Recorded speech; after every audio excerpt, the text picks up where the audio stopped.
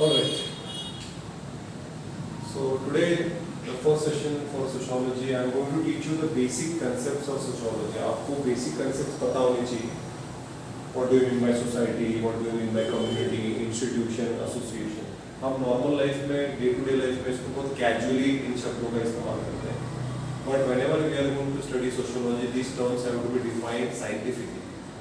Scientifically आपको इन सब because ये concepts हैं. These are concepts according to sociology and various thinkers which are not that important when it comes to the examination, but this is important for your basic understanding. You don't need to mug it up.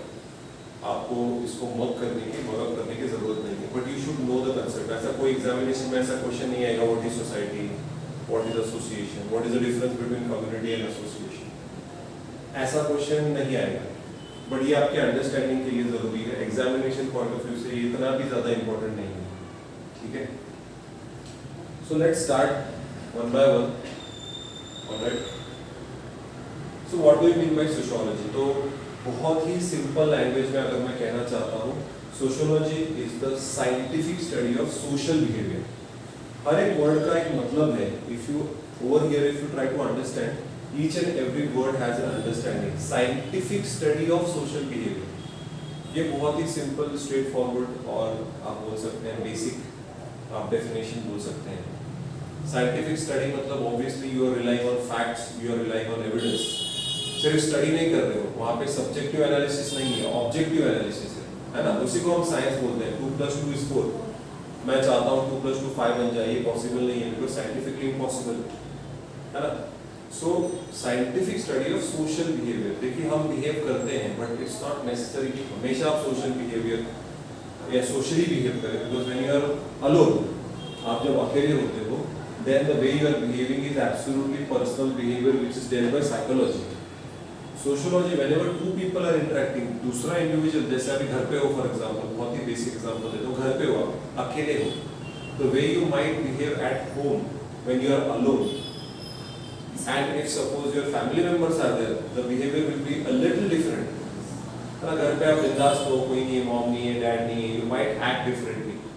But अगर आपके घर पे भाई है, आपकी sister है, आपका बेटा है, आपके माँ बाप है, तो आपका बिहेवियर अलग होगा. तो जो अलग, क्योंकि because you know somebody, you are conscious that somebody is there in the house, the behaviour changes. That is social behaviour. Okay, so not necessary हमेशा चेंज हो जाए. नॉर्मली भी आप ये सेम भी हो सकता है. That is reason why it is a social science, it is not a pure science. कि घर पे कोई नहीं है और घर पे है, मैं तो वैसे ही बिहेव करता हूँ भाई. That can also be a scenario. Okay. So Auguste Comte is traditionally considered to be the father of sociology. So father of modern sociology या father of sociology, Auguste Comte है. इन्होंने इसकी concept because he took up the concept of sociology or he developed the subject of sociology from biology, where he compared society with an organism. अब वो कैसे मैं आगे जाके बताऊंगा कि organism और समाज को उन्होंने compare किया. जैसे ऑर्गेनिजम्स के अलग अलग बॉडी पार्ट्स होते हैं, every part is performing a very important function and that is the reason why that organism is surviving. उसी तरीके से सोसाइटी की भी अलग अलग इंस्टीट्यूशंस हैं, डिपार्टमेंट्स हैं, अलग अलग ऑर्गेनाइजेशंस हैं, या to be more specific institutions हैं जो बहुत इंपॉर्टेंट रोल फंक्शन कर रहे हैं, जिसकी वजह से समाज चल रहा है.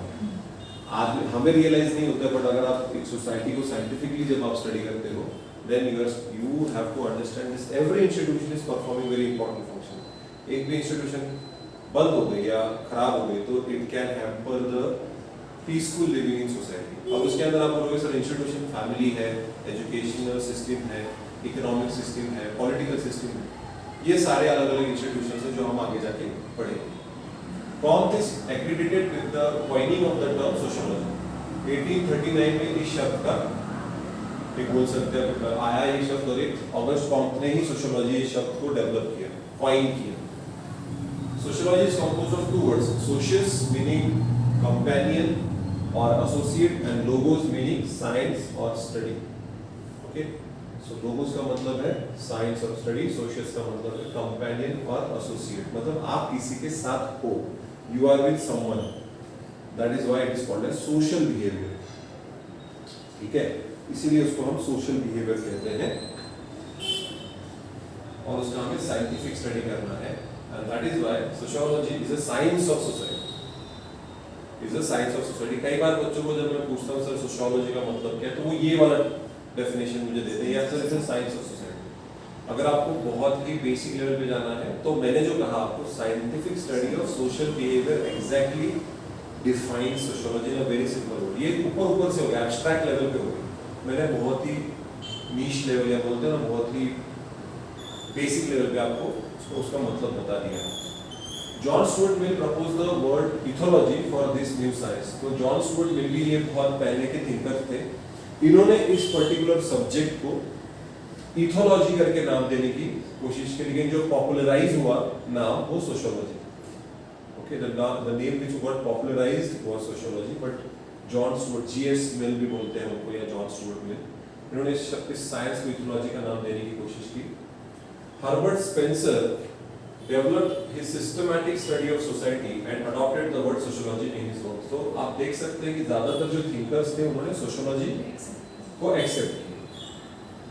With the contribution of Spencer and others, sociology became the permanent name of new science। जैसे क्योंकि जो यूसेज में जिस शब्द का ज्यादातर इस्तेमाल किया जाता है वो यूसेज, जैसे अभी आईपीसी बोलते हैं, so basically the Indian Penal Code, consti, it's actually constitutional law। तो ये हम इस्तेमाल करते हैं। तो जब कोई भी नया सब्जेक्ट आता है तो उसकी टर्मिनोलॉजी अलग अलग नाम रिकमेंड करते हैं। तो जैसे कोई बच्चा पैदा होता है तो उसको कोई बोलता है ये नाम बुलाइए, कोई पर एक ऐसा हो जाता है कि उसको एक नाम से बुलाने लग जाते हैं, वही उसका नाम हो जाता है। वैसे ही हुआ सोशियोलॉजी के साथ, because every thinker wants to have that credit that मैंने इस शब्द को ये नाम दिया, पर ऐसा इस बार it was Auguste Comte and most of the people followed this name. Now definition of sociology, इसको रटने की बिल्कुल जरूरत नहीं है, लेकिन आपको ये पता होना चाहिए as a student of sociology. ठीक है, सबसे पहले August Comte, the father of sociology, he defined sociology as the science of social phenomena subject to natural and invariable laws, the discovery of which is the object of investigation। ठीक है, science of social phenomena. Social phenomena में देखिए marriage is a social phenomena, शादी एक social phenomena है।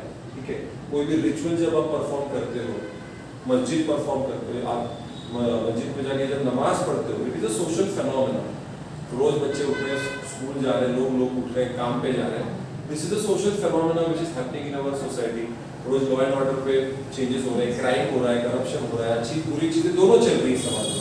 All these things are social phenomena subject to natural and invariable law। अभी आप बोलोगे सर नेचुरल लॉ क्या है?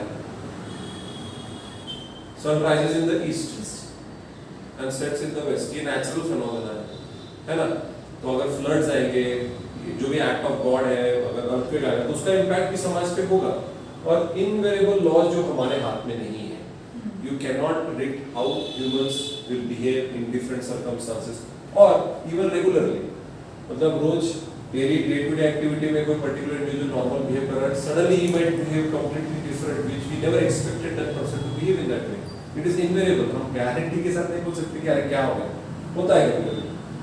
The discovery of which is the object of investigation. तो इस सोशल फेनोमेना की डिस्कवरी करनी है, इस सोशल फेनोमेना का बेसिक हमें ढूंढना है, कहां से आया, हिंदू ये रिलीजन, ये कांसेप्ट कहां से आई, सती कहां से आया, ये एजुकेशन सिस्टम कहां से आई, what was the basic cause for the development of all this political system, ये सरकारें, डेमोक्रेसी, ये कांसेप्ट कैसे आई, कम्युनिज्म, ये कांसेप्ट कैसे आई, क्योंकि हमको सब पता है ये हिंदू है, ये क्रिश्चियन है, ये मुस्लिम है, लेकिन कैसे, सो उसकी डिस्कवरी करना ही, उसका इन्वेस्टिगेशन करना ही सोशियोलॉजी का पर्पस है।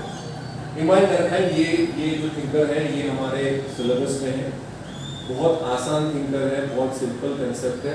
इमाम दरखान की बहुत जबरदस्त थिंकर थे। इन्होंने क्या डिफाइन किया, sociology as a science of social institutions. तो दरखान ने बहुत सारे सोशल इंस्टीट्यूशंस के ऊपर स्टडी किया, रिलीजन के ऊपर किया, suicide is also an institution. जी हाँ, क्राइम ये भी इंस्टीट्यूशन है। तो बिकॉज कोई भी फिनोमेना जो रेगुलरली हमारे समाज में हो रहा है, भले ही वो बुरा हो, लेकिन उसकी साइंटिफिक स्टडी करनी जरूरी है कि why it is there. Okay, कि भाई डोमेस्टिक वायलेंस या औरतों की जो पैट्रियार्कल समाज है, कि मेल डोमिनेशन कैसे आया।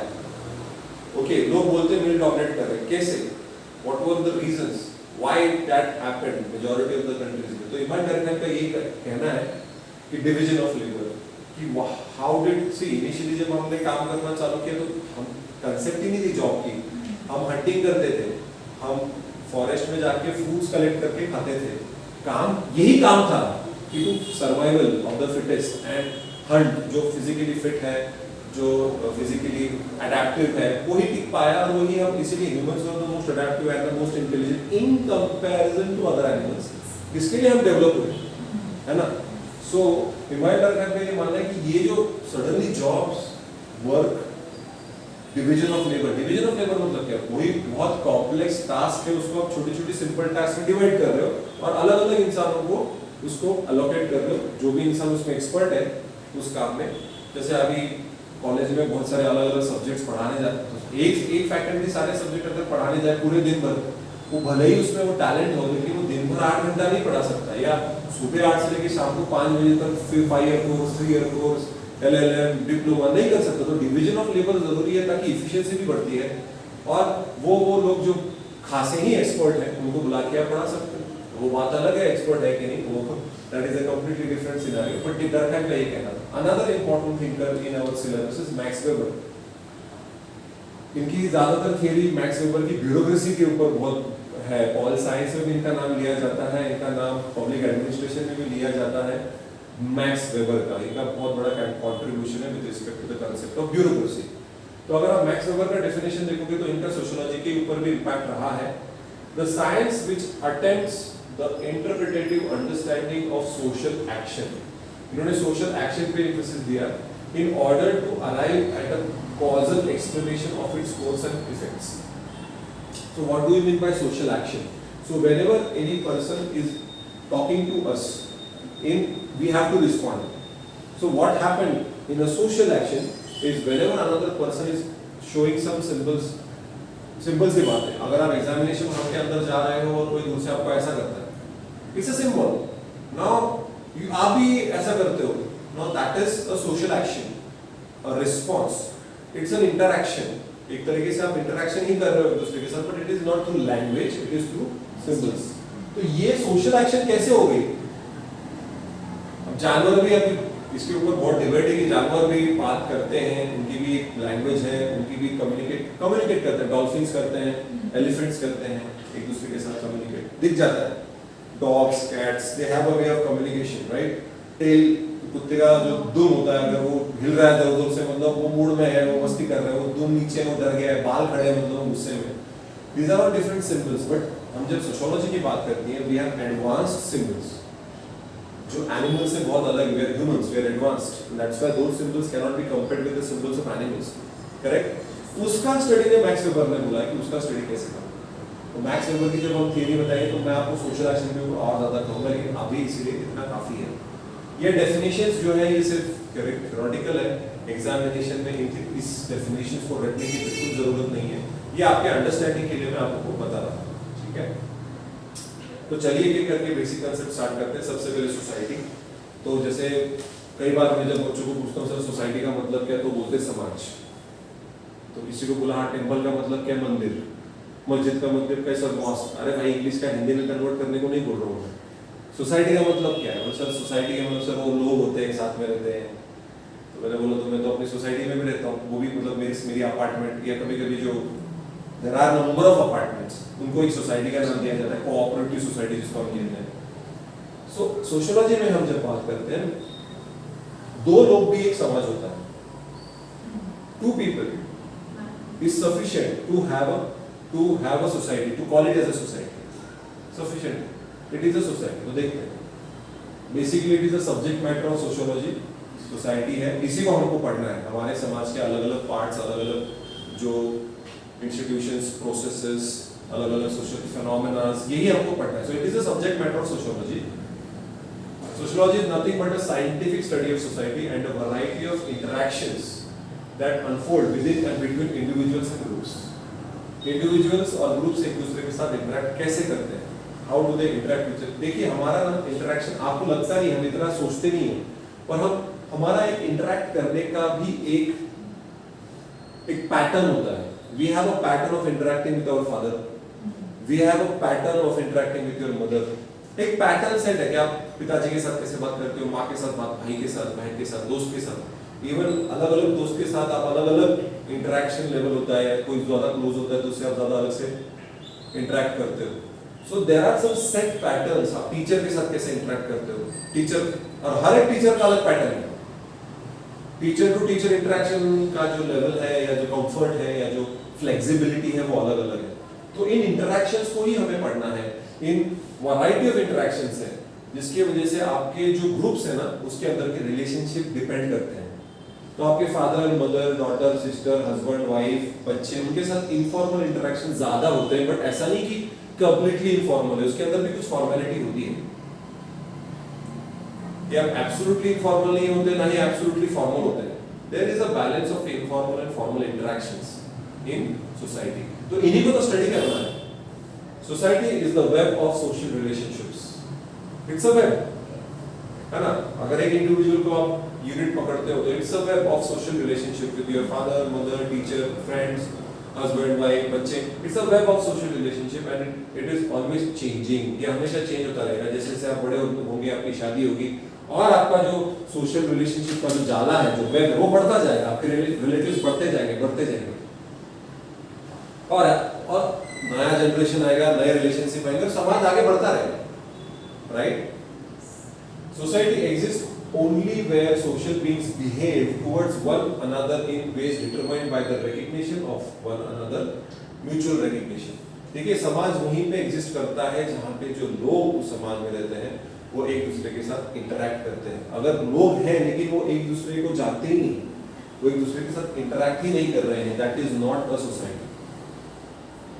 सोसाइटी फॉर्म करने के लिए you should have mutual recognition कि मेरे साथ दूसरे लोग भी हैं यहाँ पे and accordingly you have to behave. Okay.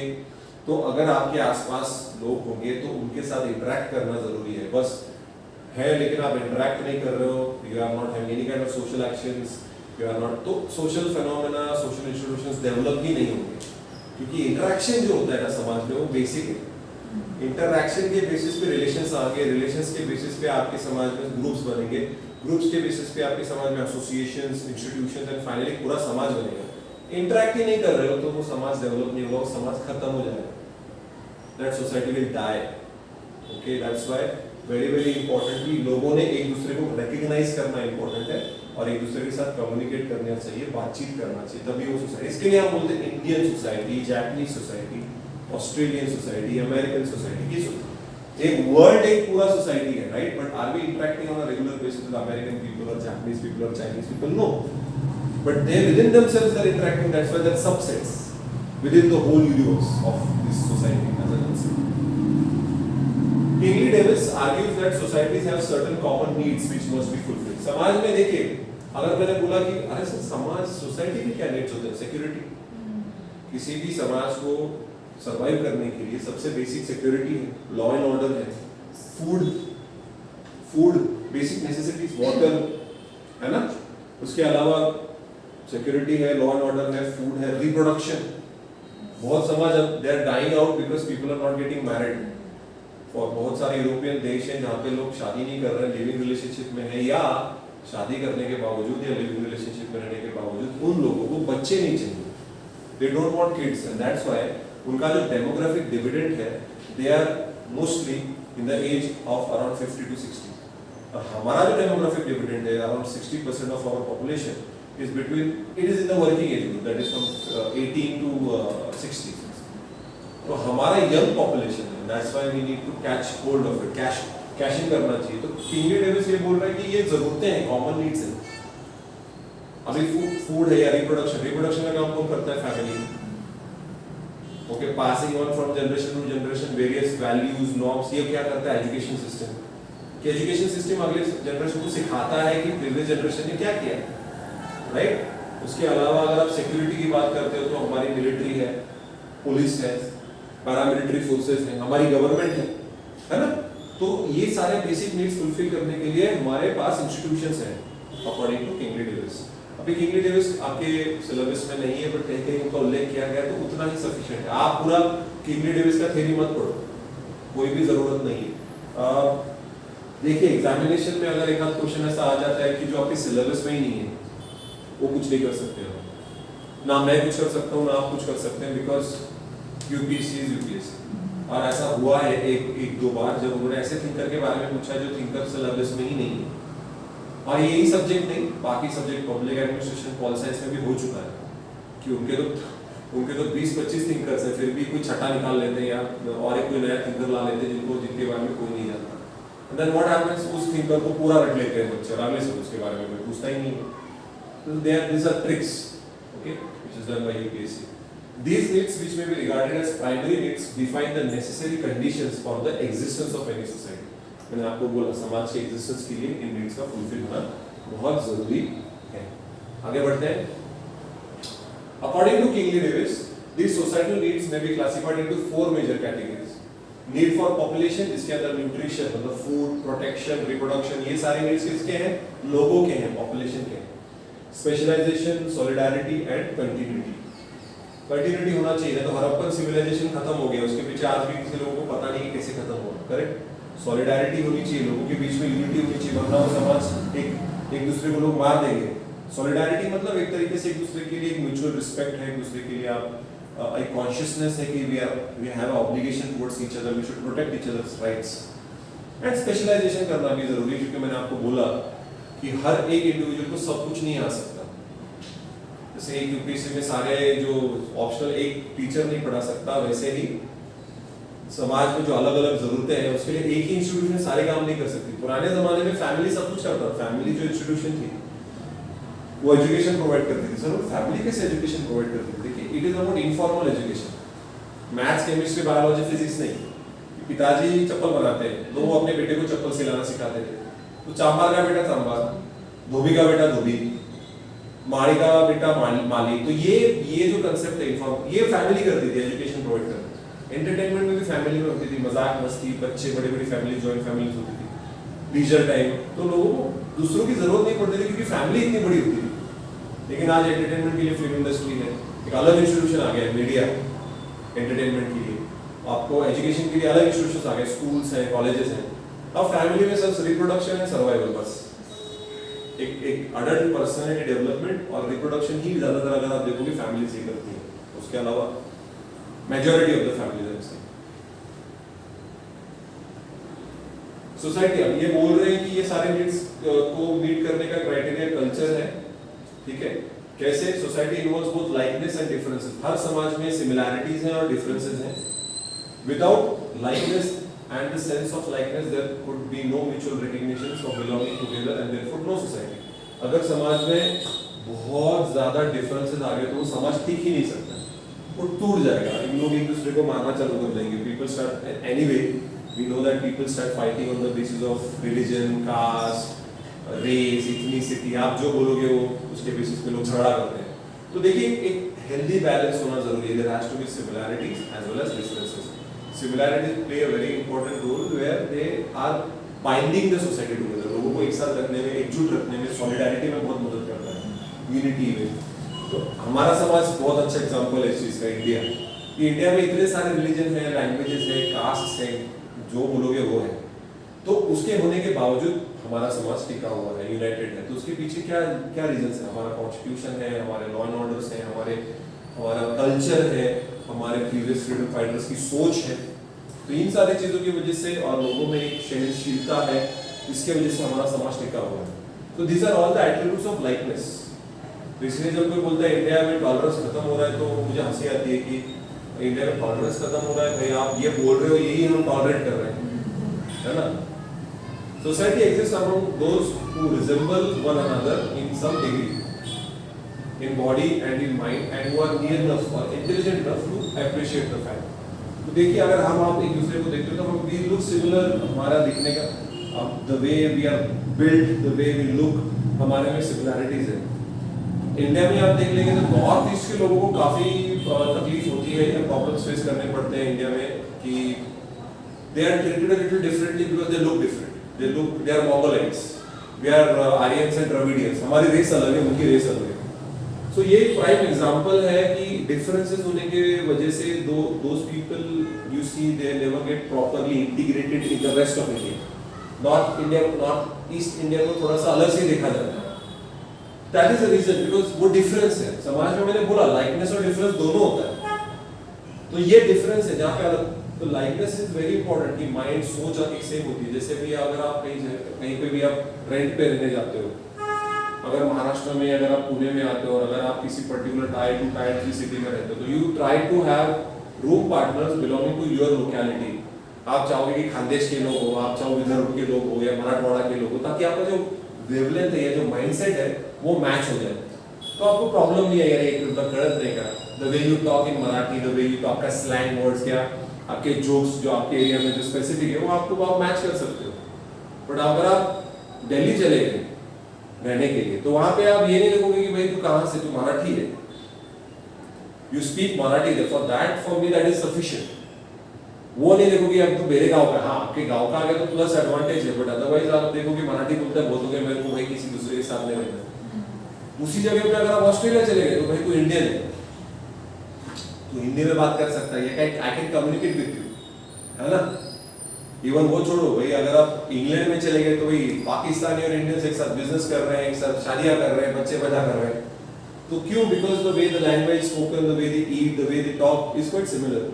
Okay, so this likeness in mind and body to certain degree, I am not saying obviously height में और इसमें फर्क हो, लेकिन कलर जो बेसिक सेटअप है चेहरा एशियंस का, स्पेसिफिकली साउथ इंडियंस का या साउथ एशिया का, वो दिखने के आप देखोगे पाकिस्तानीज, इंडियंस, अफगानिस्तान और बांग्लादेश और Sri Lankans, we have look a little similar, है ना। तो एक तरीके से we do identify this person is an Asian, south Asian.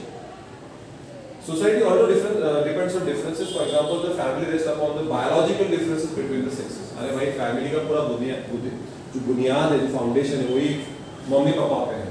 अभी फैमिली की भी कंसेप्ट चेंज हो रही है भाई, फैमिली की कंसेप्ट चेंज हो रही है। पहले कैसा एक हेटेरोलॉजिकल फैमिली या हेटेरोलॉजिकल कपल की फैमिली मानते थे, आजकल होमोसेक्सुअल होमोजीनियस कपल भी होता है कि दोनों फादर्स हैं, दोनों मदर हैं, ऐसे भी same gender are getting married, या there is only one single parent family. तो फैमिली की भी कंसेप्ट चेंज हो रही है, लेकिन बेस तो यही है, अगर रिप्रोडक्शन करना है तो there have to be 2 genders which is biologically completely different. Biological difference है, एज डिफरेंस है, एज भी सिमिलर होगा तो भी चलेगा, बट बायोलॉजिकल डिफरेंस होना बहुत जरूरी है, ठीक है। So this is very important कि एक समाज में लड़का और लड़की दोनों होने चाहिए। अगर आप सिर्फ लड़के ही पैदा करते रहोगे तो वो समाज खत्म हो जाएगा। जो हरियाणा में अभी जो हालत है, हरियाणा में उनको लड़कियां नहीं मिल रही शादी करने के लिए, तो वो इंपोर्ट कर रहे हैं लड़के, literally they are buying the brides, पैसे देने पड़ रहे, लेने के देने पड़ रहे। पहले जमाने में लोग डाउरी लेते थे, अभी पैसा देके ब्राइड को लेके आ रहे। So that is because see difference is also important. वहाँ पे सेक्स रेशियो इतना कम हो गया हरियाणा में कि वहाँ पे 30-35 साल के लोग हैं, उनको लड़की नहीं शादी करने के लिए, बाहर से वो पैसे देके लड़कियों को चारों भाई शादी कर लेते हैं। हाँ, राजस्थान में भी ऐसा बहुत होता है। तो जो उसको कई अलग अलग कंसेप्ट से जो हम पढ़ेंगे फैमिली में, पॉलीजिनी, पॉलीगैमी, ये अलग अलग टाइप्स ऑफ मैरिजेस हैं। जो हम मैरिज का जो चैप्टर है उसमें आप पढ़ेंगे, उसमें मैं ये बताऊंगा आपको।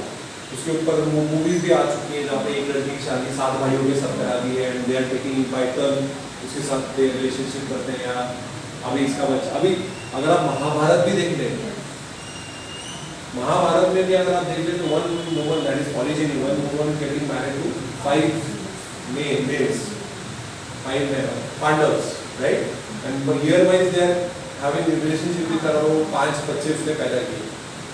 महाभारत में लिखा है, लेकिन रियल लाइफ में अभी के दौरान, इस दौर में जहाँ पे वुमन एम्पावरमेंट की हम बात करते हैं, तो ये थोड़ा बैकवर्ड लगता है अभी ये क्या चल रहा है। और हमारा लॉ भी कहता है कि it should be monogamous, Hindu law at least, Islamic law में 4 शादियां अलाउड है। लेकिन कैसे 1 man getting married to 4 women, 1 woman getting married to 4 men, ऐसा नहीं है। उसमें भी थोड़ा सा है ना, you have to understand the concept clearly. There are other natural differences, जैसे एप्टीट्यूड में डिफरेंस होता है, कैपेसिटी में, हर इंडिविजुअल की कैपेसिटी में डिफरेंस होता है, इंटरेस्ट, सब हर एक इंडिविजुअल के इंटरेस्ट अलग होते हैं। Differences are developed in the process of specialization. The differences, natural and developed, show themselves in society in the social division of labor. अगर आप देखें, कोई एग्रीकल्चरलिस्ट है, कोई फार्मर है, कोई एडवोकेट है, कोई डॉक्टर है, कोई पुलिस है, कोई जज है, these are specializations and each and every person is performing a very important role from the overall system. ये लोग अपना काम ठीक से नहीं करेंगे तो सिस्टम ठीक से काम नहीं करेंगे, finally society will be at risk of getting demolished, society खत्म हो सकती है. Each and every individual has to perform in role to the best of his capabilities. इसके लिए भी थ्योरीज दी गई हैं हमारे यहाँ पे, ये लोगों को कैसे चुने, how are we going to track down that the best people और the best people having the merit to that role. क्योंकि हमारे समाज में यही हम ट्राई करते हैं. यूपीएससी क्या है, it is a system where they are trying to bring in the best talent and the best people for the best job. वहाँ पे कोई भी आईएएस आईपीएस अगर बन गया और अगर देश चलाने लग गया तो आप समझ सकते हो कि देश का क्या हाल होगा. ठीक है, सो लाइकनेस और डिफरेंसेस दोनों इंपॉर्टेंट है. Without physical awareness of the presence of one another there can be no social relationship. Physical awareness, एक घर में रहते हो आप पर आपको पता ही नहीं कि इस घर में और भी कोई रहता है, तो can you have any kind of interaction. आप एक बिल्डिंग में रहते हो, उस बिल्डिंग में और भी कोई रहता है पर आपको पता ही नहीं है, that is not a society because you are not aware of that other individual. Naturally there will be no interaction between you and that particular person. किसी भी सोसाइटी का बेस क्या है, इंटरेक्शन. अगर आप इंटरेक्शन नहीं करेंगे then obviously that will not lead to development of any relation, not lead to development of groups, institutions, associations. ठीक है, तो इंटरेक्शन बहुत जरूरी है रिलेशनशिप फॉर्म करने के लिए. Therefore it is not a society. A social relationship implies reciprocal awareness. आप एक दूसरे को जानना चाहिए. आपने वो मूवी देखी होगी क्वीन, कंगना रनौत की. वो अकेले हनीमून पे चली जाती है और उसको दोस्त मिल जाते हैं 3-4. उनकी लैंग्वेज, सबकी लैंग्वेज अलग अलग होती है. They don't understand what they are saying but still they are interacting with each other. अगर आप उस मूवी में देखेंगे तो ऐसा बहुत अलग मूवी है जहाँ पे पहली बार ऐसे दिखाया गया कि every person is talking in a very different language. वो इंग्लिश में भी श्रीदेवी का जो थोड़ा सा दिखाया है कि एक लड़का बाहर का क्लास में का फ्रेंच वो पसंद करता है उसे, but they still understand each other. Expression symbol देगा. So without, it's not necessary कि इंटरेक्शन के लिए लैंग्वेज जरूरी है. कई सारे मूवीज है जहाँ पे you don't understand the language but you do understand what that other person is trying to tell you. That is sufficient for society. ये समाज है भाई, समझ रहे एक दूसरे को. ठीक है, so there are two ways to look at society. दो तरीके से समाज को देख सकते हो. Functional point of view where society is viewed as a process. Functional point of view या फंक्शनलिज्म, फंक्शनलिज्म भी इसे कहा जाता है, where you are looking at society and you are looking at different parts of society and what functions they are performing.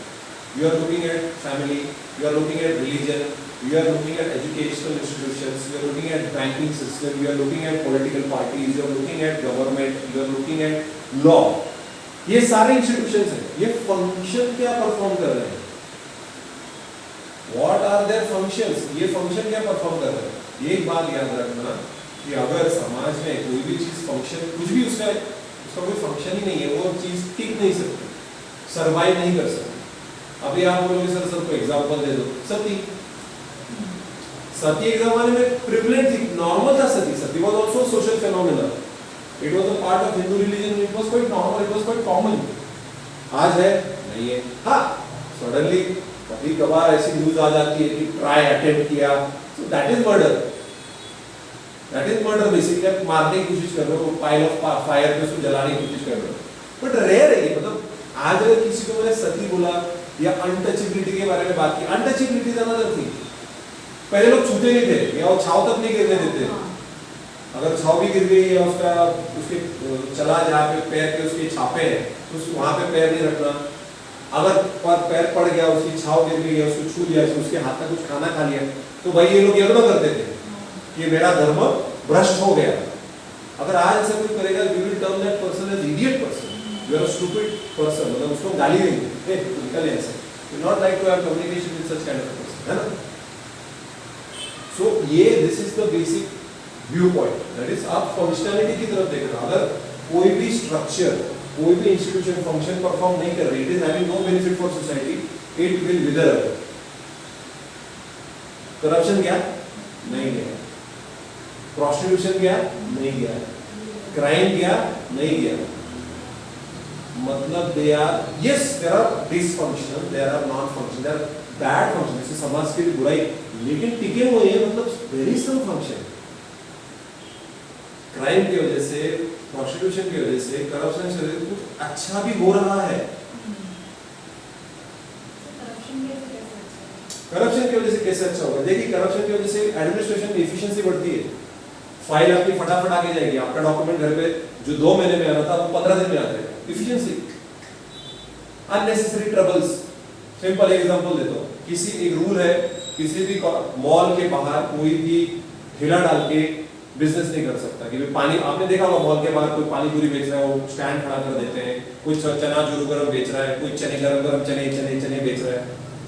These hawkers are not allowed outside malls. It is a municipal corporation rule. अगर पकड़े गए तो उनको fine लगती है, लेकिन आप जाते हो, आप ही जाके खाते हो, अरे पानी पूरी चलो खाते हैं मॉल के बाहर, है ना?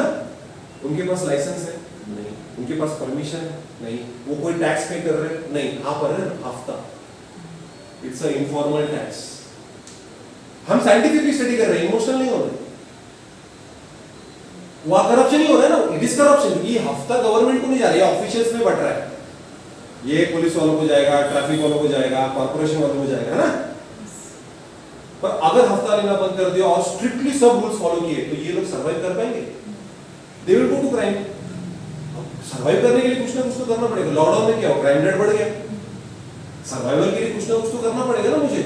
आई can't just have 1-2 lakh rupees to get a shop license, shop खरीद, इतना भांडवल नहीं मेरे पास, इतना कैपिटल नहीं मेरे पास। करप्शन इज गुड, समझ रहे हो? प्रोस्टिट्यूशन के बारे में तो मैं yes there are good parts, good things, कि भाई हाँ जो जिनकी शादियां नहीं होती है या जो औरतें सर्वाइव नहीं कर पा रही है, तो अपना कोई भी औरत अपना जिस्म बेच के अगर सर्वाइव करना चाहती है, it's not illegal.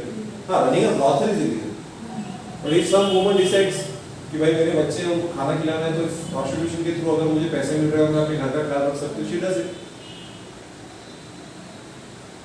Prostitution is legal in foreign countries. Yes, porn industry, prostitutes, उनका आईडी कार्ड होता है, और इसके ऊपर इंडिया के ऊपर भी चर्चा होती है, but just because our society is not open that much, इतना अभी तक ओपननेस नहीं है, इसलिए कोई चर्चा नहीं कर रहा, लेकिन बातें चल रही है कि उनको आईडी कार्ड दिया जाए, वरना लीगल हो गया है ना प्रोस्टिट्यूशन। नहीं, ऐसा लीगली किसी को आईडी कार्ड, वहाँ पे आईडी कार्ड होते हैं, they have ID cards, and उनका जो पेमेंट ट्रांजैक्शन होता है उसका भी इनकम टैक्स कट होता है इंडिया में। हाँ, थाईलैंड में या आप अगर इंडोनेशिया में जाएंगे, वहाँ पे prostitution is a very big market. लड़कियों को ऐसे शोपीस की तरह कांच के पीछे खड़ा करके दिखाएगा, आप आएंगे, आइए लड़की, चलो जाइए, आपको 1 घंटे का इतना, तो उनके कितना ट्रांजैक्शन हुआ उसके ऊपर टैक्स लगता है, बट उनको प्रोटेक्शन भी मिलती है। यहाँ पे वो प्रॉब्लम है, प्रोटेक्शन नहीं है, कोई भी उठा के कोई भी असॉल्ट कर देगा, कोई भी कुछ कर देगा, and it becomes very easy for that person to get away with it. Okay, और क्राइम की वजह से, अब ये बोलोगे सर क्राइम से क्या अच्छा होता है? क्राइम की वजह से लोग सतर्क रहते हैं, आपकी जो क्रिमिनल डिपार्टमेंट है उसमें हमेशा डेवलपमेंट होती रहती है, पुलिस डिपार्टमेंट में have to stay on that, बता लेथार्जी चल रहा है, चलने दो। और जब 26/11 हुआ, it was not good, bad, तब से उसके बाद इंडिया अटैक हुआ। Why? Because we developed a system, ऐसे सिस्टम डेवलप की क्या फिर से ऐसा नहीं होना चाहिए। झटका लगा, मुंह के बल गिर गया, दांत टूट गए तो चलना सीख लिया, अभी ये फिर से नहीं हो सकता। तो देखिए सिस्टम बेहतर हो गया, तो पहले और बुलेट प्रूफ जैकेट टाइप आर पार चली गई गन्स और वो मर गए ऑफिशियल्स हमारे, तो तब दिखा ही दिया कि करप्ट है सब, फालतू इक्विपमेंट लाया है, सब करप्शन का ये माल है, सब पैसे तो इतने दिखा रहे हैं, लेकिन ये सारा जो चीजें खरीदे, आईफोन के पैसे देके आप लोग चाइना का मोबाइल लेके आ गए, समझ में आ रहा है? So each and everything which is existing in society, it is somewhere down the line functional as well as non-functional. आपको क्या लगता है एजुकेशन सिस्टम सिर्फ फंक्शनल है? वो डिसफंक्शनल भी है और नॉन फंक्शनल भी है, बिकॉज हमारे एजुकेशन सिस्टम बताया जाता है कि भाई फ्यूचर लीडर्स बनाने हैं, क्या प्यून, हमारी सिस्टम प्यून क्लर्क्स बना रही है कि लीडर्स बना रही है? आपको दिख रहा है ज्यादातर क्लर्क्स से निकल रहे हैं, लीडर्स तो निकल नहीं रहे, very few people are there. So ये उसका डिसफंक्शन है एजुकेशन पर, है ना? पर हाँ, बुराइयां कम है, अच्छाइयां ज्यादा है, इसके लिए हमें वो अच्छा लगता है। प्रोस्टिट्यूशन में बुराइयां ज्यादा है, अच्छाइयां कम है, तो हमें बुरा लगता है। बट इट इज देयर कुछ तो समथिंग इज फंक्शनल, इसलिए वो सर्वाइव करता है, याद रखो। Second is structural point of view, कि आप समाज को एक स्ट्रक्चर की जगह तरह देखते हो। जैसे किसी बिल्डिंग का एक स्ट्रक्चर होता है, flats, walls, Windows, fan, light, उसी तरीके से आप जब सोसाइटी को देखते हो, look at society, it is about like family, education. अब एक स्ट्रक्चर, ब्रांचेस उसके अलग अलग, और हर कोई ब्रांच कैसे एक दूसरे के साथ इंटरेक्ट होती है। सो that is the second point of view. इसके ऊपर हम आगे जाके थ्योरीज और ज़्यादा डिटेल में पढ़ेंगे। ये दोनों जो व्यूज है ये एक दूसरे को कॉम्प्लीमेंट्री है, they are not in conflict with each other, याद रखना। और अभी आगे जाके मैं आपको अलग अलग थ्योरी सिखाऊंगा, मार्क्सिज्म या जिसको हम कम्युनिज्म बोलते हैं, या फंक्शनलिज्म, इंटरैक्शनिज्म, ये सारे जो कंसेप्ट्स हैं, these are all different ideologies through which we are studying society. हर एक की अलग आइडियोलॉजी है, हर एक अपना पॉइंट ऑफ व्यू बता रहा है, हर एक बोल रहा है मैं सही हूं, but actually all this concepts are complementary to each other. Okay, from the functional point of view, society is defined as a complex of groups in reciprocal relationship. Society is characterized by mutual recognition and a sense of belonging together or a consciousness of kind. ये मैंने आपको बताया, groups है और they recognize each other, they are interacting with each other and they are performing some functions in the society. कुछ ना कुछ तो काम करते, वरना उनका अस्तित्व धीरे धीरे खत्म हो जाता है, ये याद रखना। Okay, There might be feuds and mutual hostility among members of the society. जी हाँ, झगड़े भी होते हैं ना, झगड़े, राइट्स होते हैं, प्रोटेस्ट होते हैं, एजिटेशन होते हैं, सोशल मूवमेंट्स होते हैं। People are not happy with the governance, people are not happy with the policies, people are not happy with each other. झगड़ते हैं, राइट्स होते हैं, है ना? आपने तो ट्रैफिक पे भी आप देखेंगे, अभी I read the news today, Nashik toll पे पिंपलगांव जो टोल नाका है, वहाँ पे दो औरतें एक दूसरे के साथ फाइटिंग करने लगी। They start to smash each other because एक टोल मांग रही थी, एक टोल नहीं दे रही थी। They didn't want to pay tolls. She was saying कि you are exploiting, you are extorting. वो बोल रही मैं अपना काम कर रही हूँ, मारामारी चालू। कौन सही कौन गलत छोड़ो, but that is mutual hostility. ऐसा नहीं हो सकता सब प्यार, ऐसा नहीं है। प्यार और नफरत, प्यार और दुश्मनी सब है, दोस्ती दुश्मनी सब है। और जो दूसरा स्ट्रक्चरल पॉइंट ऑफ व्यू है, society is the total social heritage of folkways, morals and institutions of habits, sentiments and ideas. The structure of human society is similar to the structure of building which has 3 components. अब वो क्या components है, मैं आपको यहाँ पे आपको structural concept या जो स्ट्रक्चरल पॉइंट ऑफ व्यू समझ में आएगा कि जब मैं सोसाइटी को एक बिल्डिंग के साथ कंपेयर करता हूँ। मैंने बोला एक बिल्डिंग की तरह हम कंपेयर करेंगे सोसाइटी। कैसे? बिल्डिंग में मटेरियल होता है, क्या होता है? Bricks, mortar, beams, pillar, cement, वाड़ू वीड़ू सब, मट्टी विट्टी, है ना? ये बिल्डिंग का रॉ मटेरियल है। सोसाइटी का रॉ मटेरियल क्या है? Males, females, adults, children, various occupational and religious groups, ये इसका रॉ मटेरियल है सोसाइटी का। अभी ऑल ऑफ द अबव, मतलब ये सारा जो रॉ मटेरियल है is arranged in a definite order, वरना ये बिल्डिंग खड़ी कैसे रहेगी? डेफिनेट ऑर्डर में ना ये बिल्डिंग, फाउंडेशन होना चाहिए, फाउंडेशन बीम्स, ये सब करना पड़ेगा। And they are placed in a relationship to one another. ये बिल्डिंग, ये साइड वाले, ये वॉल उस वॉल को भी कनेक्टेड है, ये सारा एक दूसरे को ये इंटरकनेक्टेड है। अगर मैं ये पिलर तोड़ दूं, ये हटा दूं, ये बिल्डिंग कोलैप्स हो जाएगी, नोएडा ट्विन टावर्स की तरह। वो उन्होंने क्या किया? उन्होंने पिलर से उठाए ना, बिल्डिंग के चारों जो पिलर्स, तो बीच में का सब कोलैप्स हो गया, क्योंकि 4 जो मेन पिलर होते हैं, जो स्ट्रक्चर है वो मेन है।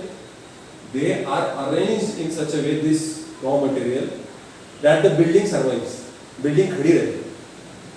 Similarly, society में भी ये जो सारा raw material है, ये have to interact in such a way that the society stands on its own. The interrelationships. अगर एक मियाँ बीवी है, झगड़ रहे हैं, रोज झगड़ रहे हैं, is that marriage going to survive? No, it won't survive, है ना? So, interrelationship between various parts, such as with husband and wife, parents and children, and between various groups. Parents और children भी कई बार जो जुवेनाइल्स होते हैं, उनकी family, उनकी ब्रोकन फैमिलीज होती हैं, पर डैड नहीं होता है या माँ नहीं होती है, नहीं तो पिताजी शराबी होते हैं, मारते रहते हैं बच्चों को। More often than not, those kids grow up and become criminals themselves. तो पेरेंट्स ने आपका पेरेंटिंग गलत कर दी, तो बच्चों को आगे जाके प्रॉब्लम होगा। That's why at a very young age today, आज जो पिछला जो 10 साल या 20 साल का जो जनरेशन निकला है, उनको बहुत प्रॉब्लम्स है। They have anxiety problems, they have depression, they have stress, they have suicidal tendencies, उनको एंजाइटी अटैक्स आते हैं। 18 साल के 20 साल के बच्चे कॉलेज में, डिप्रेशन मतलब आजकल फैशन वर्ड हो गया। अब जेन्युइनली बोला जाए, मैं जब स्टूडेंट था इंजीनियरिंग में करा, मैंने लॉ करा, यूपीएससी करा, इतनी बार मैं फेल हो गया, तभी इतना डिप्रेशन नहीं आया कि I will have suicidal tendencies. But depression आता है, हर एक इंडिविजुअल का अलग होता है। Every person is different, every person might have different problems. और जब ये रिलेशनशिप ठीक से नहीं होंगे, बॉन्डिंग ठीक से नहीं होगी, देन ऑब्वियसली वो कोलैप्स हो जाएगा वो स्ट्रक्चर। फाउंडेशन ही नहीं है ना आपका, रिलेशनशिप अगर अच्छे नहीं होंगे, बॉन्डिंग अच्छी नहीं होगी, सॉलिडारिटी नहीं होगी, तो वो समाज कोलैप्स हो जाएगा, वो फैमिली कोलैप्स हो जाएगी। Because what is family? Family is the basic unit of society. जैसे watt is the basic unit of power. एक watt is what basic unit of power. समाज का क्या बेसिक यूनिट है? फैमिली। वो फैमिली कोलैप्स हो जाएगी, एक फैमिली कोलैप्स होगी, हजारों फैमिलीज कोलैप्स होगी, पूरा समाज कोलैप्स हो जाएगा। जो हो रहा है यूरोपियन कंट्रीज में, किसी को बच्चा नहीं चाहिए, किसी को रिस्पांसिबिलिटी नहीं चाहिए, जितना साल में पैसा कमाए उड़ा दो। And there governments like developed countries, Germany, France, Italy, इनके पास the government provides medical insurance, the government provides unemployment allowance, हमारे देश में नहीं है। So इनका जो रिलेशन है वो बॉन्डिंग अच्छा होना चाहिए। And finally all of the above put together make a building one unit. All of the above parts of society are put together to work as a unit. ये सभी जो चीजें हैं एक साथ काम करेंगी तभी तो सोसाइटी टिकेगी। समझ रहे हो? That's why आपका पॉलिटिकल सिस्टम, आपका सोशल सिस्टम, इकोनॉमिक सिस्टम, ये सारे एक दूसरे के साथ एक मिलजुल के काम करना जरूरी है। तभी एक देश डेवलप होता है, तभी एक समाज डेवलप होता है, तभी डेवलपमेंट आएगी, वरना खत्म। श्रीलंका की क्या हालत है? Sri Lanka is right now in turmoil, food emergency, financial emergency, पैसे नहीं उन लोगों के पास, they are not able to survive. तो वहाँ पे राइट्स चल रहे हैं, वहाँ पे लोग प्रोटेस्ट कर रहे हैं, प्राइम मिनिस्टर वहाँ का भाग गया रातों रात। क्या चल रहा है? जब कुवैत पे अटैक हुआ, आपने अगर एयरलिफ्ट मूवी देखा होगा अक्षय कुमार का, जब ईरान ने कुवैत के ऊपर अटैक किया, सद्दाम हुसैन ने उनके ऊपर अटैक किया, तो उनका कुवैत का सारा government including all the officials ran away. Can you imagine that happening in India? कि पाकिस्तान ने हमारे ऊपर अटैक किया, हमारे सारे पीएम और हमारे मिलिट्री चीफ सब भाग गए। Why is that not possible? Because all these interrelationships are very strongly bonded to each other. That's why our society is working as one group. कोई भी अगर अटैक कर ले, हमारा मिलिट्री उसको दम हम है हमारे पास। ये क्यों हुआ? ये ऐसे नहीं हुआ। इंडिपेंडेंस के बाद हम वनरेबल थे, हम हार गए 1965 का वॉर चाइना के बाद। तब सीख गए कि भाई कोई ना कोई दोस्त चाहिए। 1970 में यूएसएसआर के साथ हमने पहली स्ट्रेटेजिक पार्टनरशिप साइन कर दी। Although we were having non alignment movement, नाम we were non aligned. Pakistan ने अमेरिका से, तो हम यूएसएसआर के पास चले जाएंगे। कोल्ड वॉर का जमाना था, we have to be practical. So ये रिलेशनशिप जरूरी है, चाहे वो विदिन अवर सोसाइटी हो या बाहर किसी समाज के साथ हो, बाहर किसी देश के साथ, क्योंकि सॉलिडारिटी और यूनिटी इंपॉर्टेंट है। ठीक है? सो that is the way structural point of view is looked upon. ठीक है? अभी सोशल स्ट्रक्चर क्या होता है उसका एक डेफिनेशन देख लेते हैं, क्योंकि हम स्ट्रक्चर की बात कर रहे हैं। It refers to the way the various parts are organised and follow stable pattern of collective rules.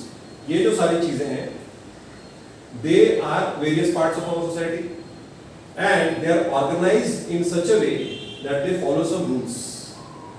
देखिए हमारे समाज में ना बहुत सारे अलिखित नियम हैं। कपड़े कैसे, लड़की ने कैसे कपड़े पहनने हैं, लड़के ने कैसे, अब ये समाज टू समाज वैरी करता है। अभी अगर आप हमारे समाज की अगर आप बात करें तो भाई स्कूल में जाना है तो या कॉलेज में जाना है तो हम डिसेंट से कपड़े पहन के जाते हैं, लेकिन फॉरेन कंट्रीज में लोग हाफ चड्डी पहन के भी जा जाते हैं। थोड़ा थोड़ा हमारे देश में भी आ रहा है, but still we laugh at those people because अभी तक वो एक्सेप्टेंस नहीं है। हाफ चड्डी में क्यों आएंगे?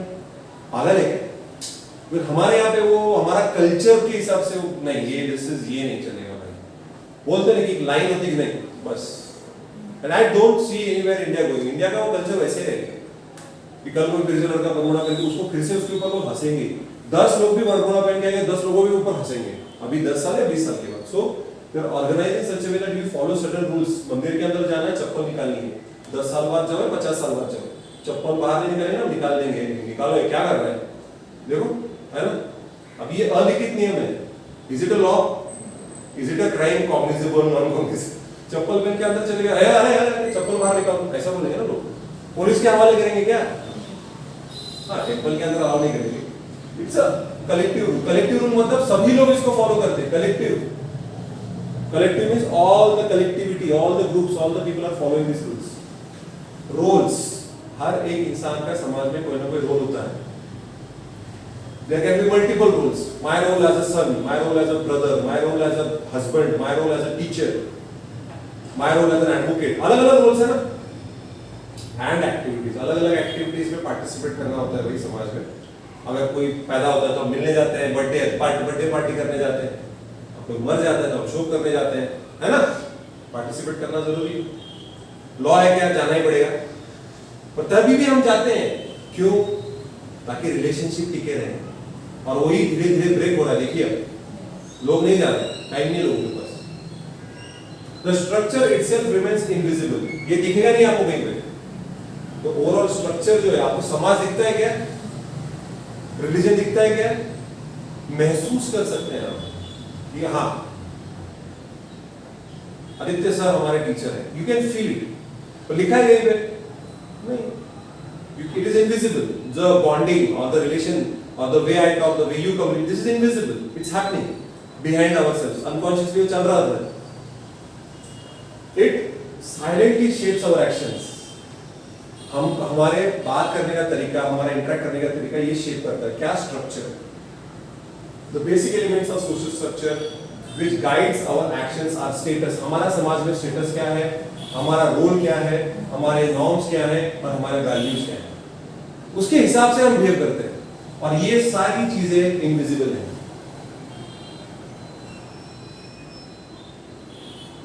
What is my status? It depends where am I standing. As a professor, as an advocate, as a husband, as a son, है ना? उस हिसाब से मेरे रोल्स होंगे, because this is theory, this is practical. Status के हिसाब से मेरा रोल एक्सपेक्टेड करेंगे ना लोग कि इसने ऐसा बिहेव करना चाहिए। अरे ये सर है, सर ने कैसे बिहेव करना चाहिए? सर अगर बरमुडा पहन के आगे पढ़ाने लगे, बनियन चड्डी पे आगे कॉलेज में, तो क्या रह जाएगा इज्जत मेरा? कुछ नॉर्म्स है ना जो मुझे फॉलो करने पड़ेगा, और मेरी भी वैल्यूज है और समाज के भी वैल्यूज जो मुझे फॉलो करने पड़ेंगे। प्रॉब्लम क्या हो रहा है यहाँ पे? सोशल नॉर्म्स और social values are in conflict with individual norms and individual values. मैं नहीं मानता। समाज बोल रहा है शादी करो, मुझे नहीं करनी। समाज बोल रहा है कि लड़का लड़की शादी कर सकते हैं, लड़का लड़का शादी करना चाहता है।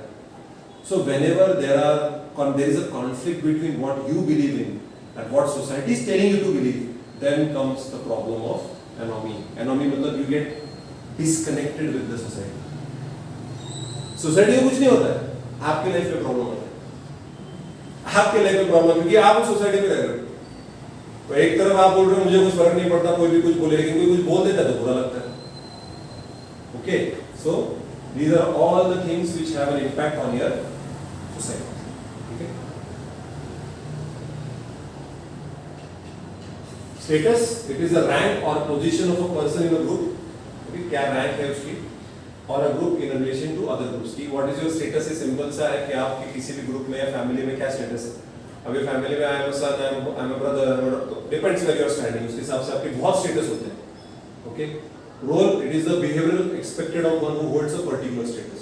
हर एक स्टेटस जो आप होल्ड करते हो उसके लिए एक एक्सपेक्टेड बिहेवियर होता है। वो एक्सपेक्टेड बिहेवियर के हिसाब से आपको रोल परफॉर्म करना होता है। अभी पुलिस ऑफिसर एक्सपेक्टेड रोल क्या कि this person should abide by the constitution and by all the laws and he should not be corrupt, he should do his job efficiently. अगर उसने इस एक्सपेक्टेशंस के काम नहीं किया तो सब उसको गाली देंगे, करप्ट है। और ये बढ़ते जा रहे हैं, एक्सपेक्टेशन हमारे तहस नहस हो रहे हैं। अभी टीचर, हर बच्चा चाहता है कि ये टीचर ऐसा ऐसा पढ़ाए, टीचर वैसा वैसा, ये पर्टिकुलर टीचर ने ऐसा, किसी भी टीचर ने ऐसा पढ़ाना चाहिए।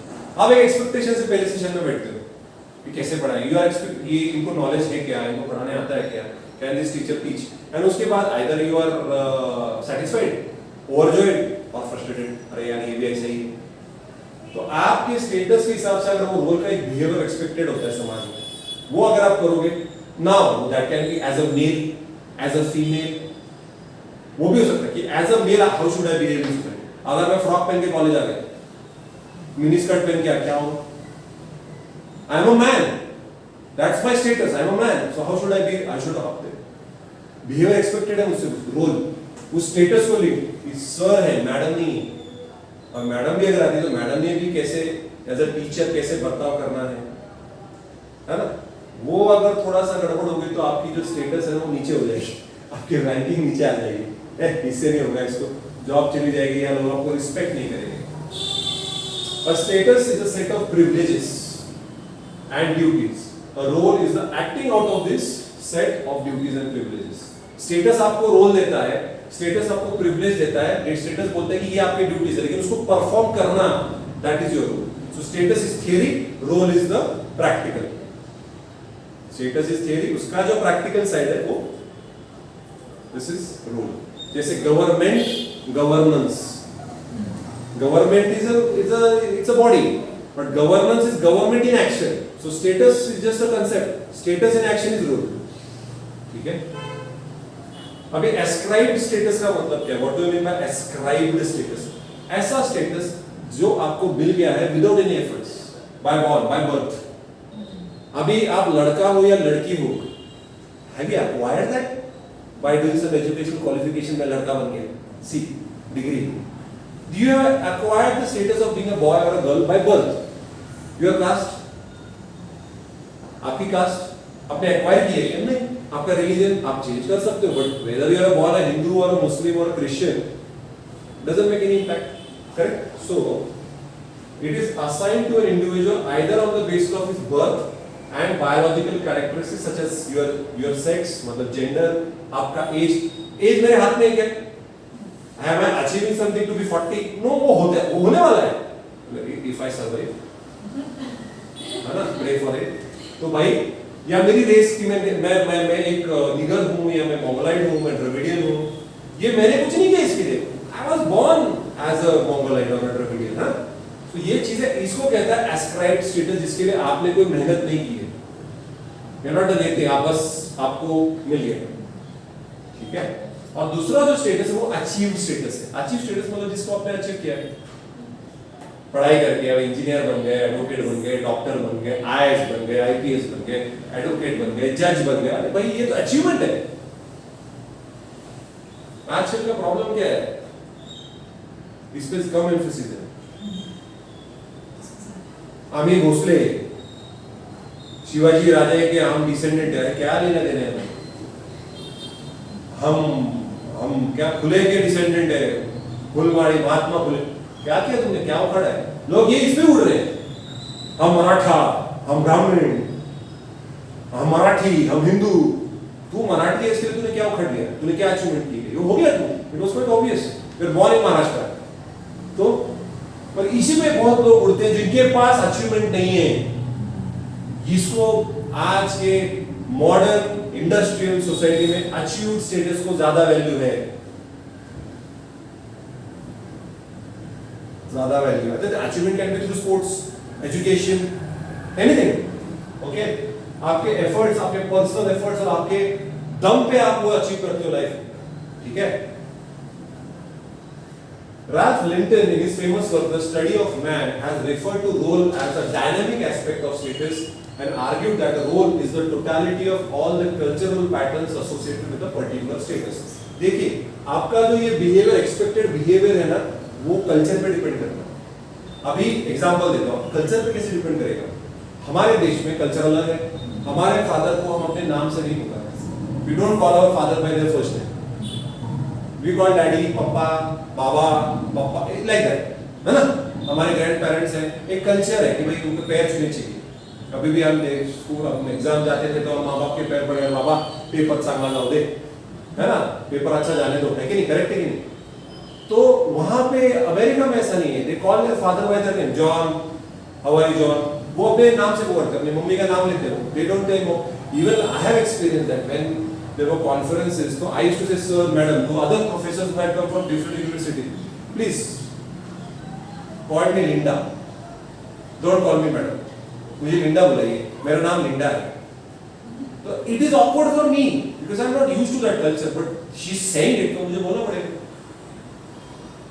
कल्चर के वाइज एक्सपेक्टेशंस चेंज होते हैं कि फिर लड़की ने क्या करना चाहिए, लड़के ने क्या करना चाहिए। अभी अगर मैं मैरिज की बात करूं तो भाई वहां पे जो ब्लैक्स हैं वहां पे शादी नहीं करते, फिर भी उनके लड़कियों को बच्चा पैदा हो जाता है। अगर आपने रॉकेटरी मूवी देखा होगा, रॉकेटरी मूवी में नाम भी बोलता है कि it's very difficult in India to have a son without marriage.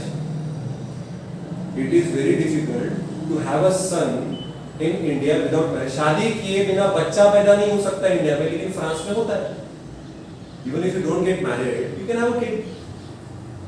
और कोई कुछ नहीं बोलेगा आपको, कोई समाज वाले आपको बोलेंगे नहीं कि ये उल्टा है, ये आपके क्या कहना मूवी नहीं होगा प्रीति जिंटा वाला कि उसको सब उसके फैमिली वाले निकाल देंगे, फैमिली सारी समाज उसको थूकेगा उसके ऊपर। नो, वो अलग कल्चर है, हमारा कल्चर है।